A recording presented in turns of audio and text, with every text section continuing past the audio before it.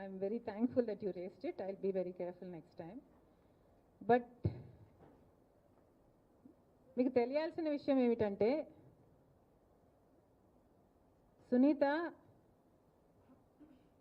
మొట్టమొదటిసారి నా దగ్గరికి వచ్చి షర్మి కేసు తప్పుదావ పడుతుంది, కేసును డైల్యూట్ చేసే ప్రయత్నం చేస్తున్నారు, న్యాయం జరగదేమో అన్న భయం కలుగుతుంది అని సునీత 2024 ఎన్నికల తర్వాత నా దగ్గరికి వచ్చి చెప్పింది. చెప్పిన రోజు నేను సునీకి చెప్పిన మాట, సునీ మీ నాన్నకు నువ్వు ఒకటే, the only child she is. మీ నాన్న కోసం, మీ నాన్నకు న్యాయం జరగాలి అని నువ్వు కొట్లాడకపోతే ఎవ్వరూ కొట్లాడరు.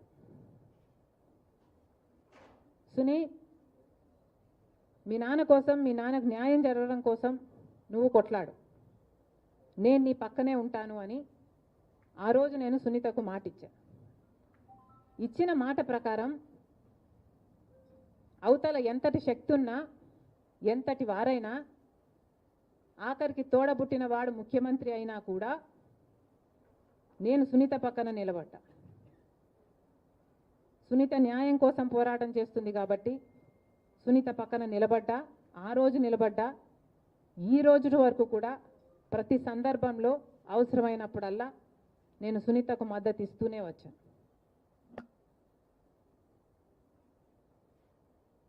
కాకపోతే ఇటీవల వచ్చిన ఒక అంశం నన్ను ఆలోచింపజేసింది. అవినాష్ బెయిల్ క్యాన్సల్ అయ్యే విషయంలో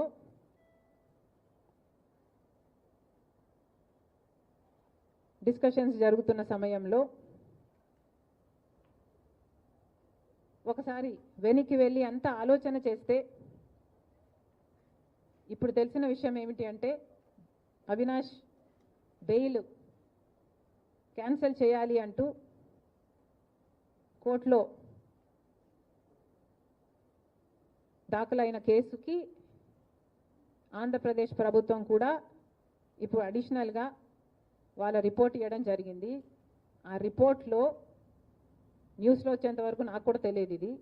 ఆ రిపోర్ట్లో చాలా క్లియర్గా రాసిన అంశం ఏమిటంటే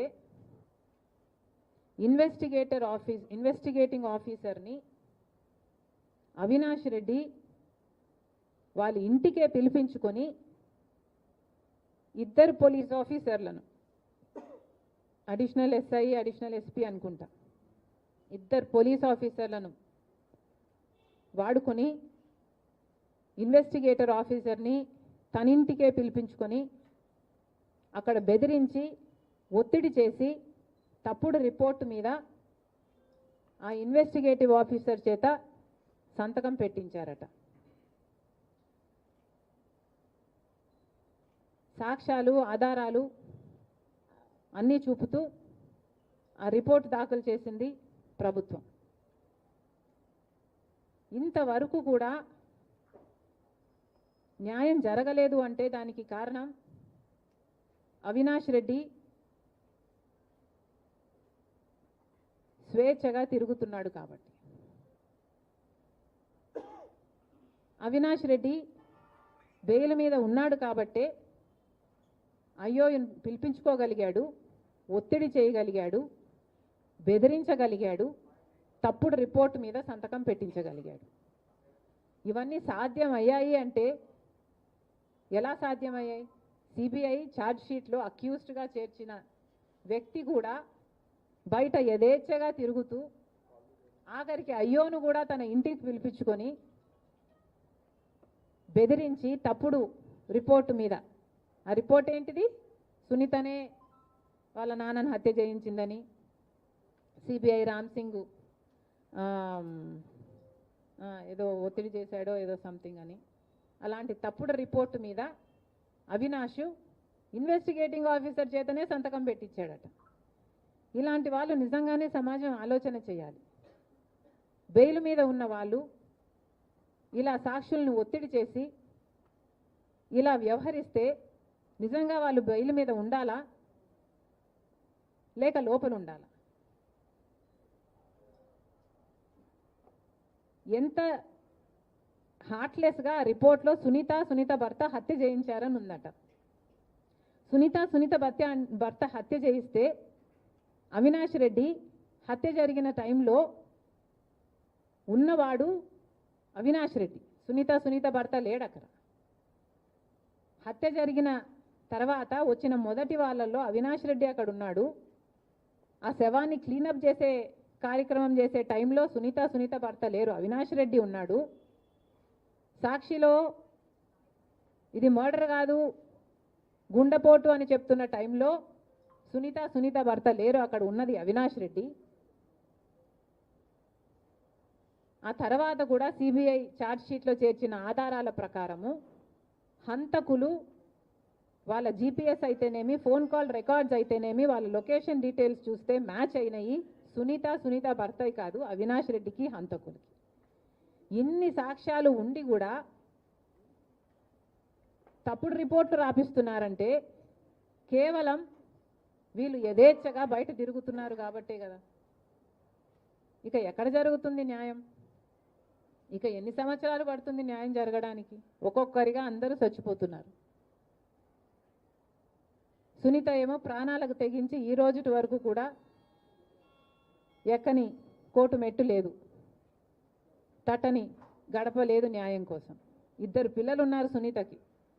ప్రాణాలను అరచేతిలో పట్టుకొని ఇంతమంది చచ్చిపోయారు. సునీతను కూడా ఏదైనా చేయడానికి గ్యారంటీ ఏమైనా ఉందా? న్యాయం జరుగుతుందన్న గ్యారంటీ ఏమైనా ఉందా?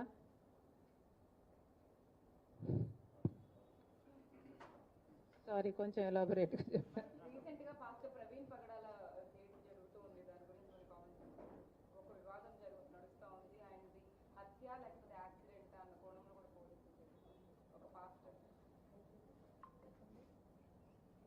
పోలీసులేమో ఐ థింక్ వాళ్ళ బయట పెట్టిన వీడియోస్లో అయితే దే ఆర్ సేయింగ్ ఆ మనిషి ఇక్కడ ఉన్నాడు, ఈ పని చేశాడు, ఇలా డ్రైవ్ చేశాడు, ఇక్కడ ఇది జరిగింది అని వాళ్ళు చెప్తున్నారు. ఇంకోవైపు ఏమో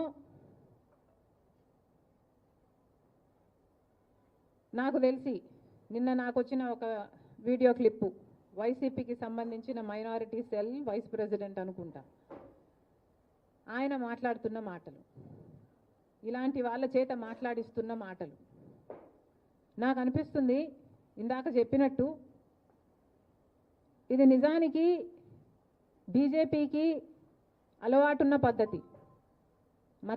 మతం పేరు చెప్పి పోలరైజేషన్ సృష్టించాలి, డివిజన్ సృష్టించాలి, కమ్యూనిటీ బేస్డ్ డివిజన్ సృష్టిస్తే ఆ డివిజన్తో ఒక పర్టికులర్ ఓటు బ్యాంకు మనకు